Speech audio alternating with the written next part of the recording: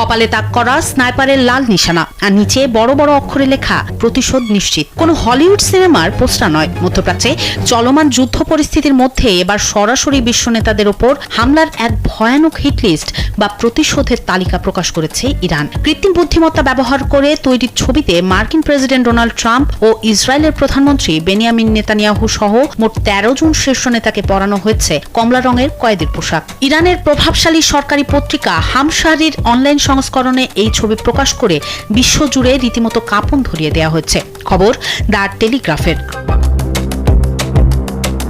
গত 28 ফেব্রুয়ারি তেহরানের বাসভবনে মার্কিন ইসরায়েলি যৌথ বিমান হামলায় নিহত হন ইরানের সাবেক সর্বোচ্চ নেতা আয়াতুল্লাহ আলী খামেনি। সেই হত্যাকাণ্ডের পর তার ছেলে ও নতুন সুপ্রিম লিডার মোস্তফা খামেনি হুঁশিয়ারি দিয়ে বলেছেন, প্রতিশোধ আমাদের জাতির ইচ্ছা এবং এই অপরাধীরা শান্তিতে নিজের বিছানায় মরার স্বপ্নও পূরণ করতে পারবে না।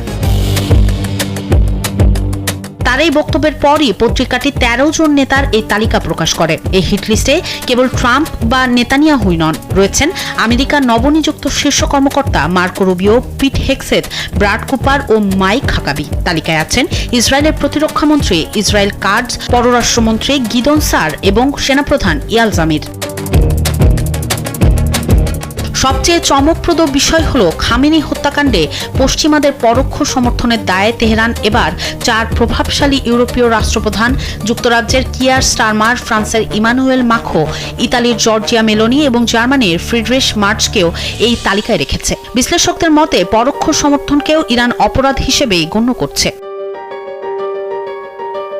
এদিকে গোয়েন্দা তথ্যের ভিত্তিতে সিএনএন জানিয়েছে, ট্রাম্পকে হত্যার একটি নির্দিষ্ট ও সুনির্দিষ্ট চক্রান্ত নিয়ে ওয়াশিংটন আগে থেকে সতর্ক ছিল। এই উত্তেজনার মাঝে রোববার মার্কিন বাহিনী ইরানের 140টি লক্ষ্যবস্তুতে আঘাত হেনেছে। জবাবে ইরানও ঘোষণা করেছে, মার্কিন হস্তক্ষেপ শেষ না হওয়া পর্যন্ত বিশ্বের 1/5 জ্বালানি পারাপারের এই পথ হরমুজ প্রণালী সম্পূর্ণ বন্ধ থাকবে।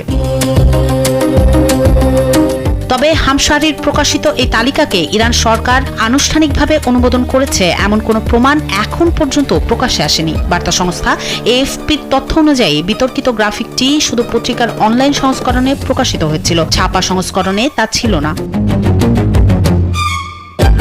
এই সংঘাতের জেরে বাহরাইন, কুয়েত ও ওমান সহ পারস্য উপসাগরীয় দেশগুলোর মধ্যেও চরম আতঙ্ক ও উত্তেজনা ছড়িয়ে পড়েছে। ইরানের পার্লামেন্ট স্পিকার মোহাম্মদ বাঘের গালিবাফ এক্সে সরাসরি হুঁশিয়ারি দিয়ে লিখেছেন, একতরফা চুক্তির দিন শেষ। একদিকে বৈশ্বিক জ্বালানি সংকটের চরম ঝুঁকি, অন্যদিকে পরমাণু শক্তিধর রাষ্ট্রগুলোর মুখোমুখি অবস্থান। সব মিলিয়ে পারস্য উপসাগরের এই মনস্তাত্ত্বিক লড়াই ও যুদ্ধ এখন এক চরম বিপজ্জনক মোড় নিয়েছে, যা যেকোনো মুহূর্তে তৃতীয় বিশ্বযুদ্ধের রূপ নিতে পারে বলে আশঙ্কা করছেন আন্তর্জাতিক বিশ্লেষকরা।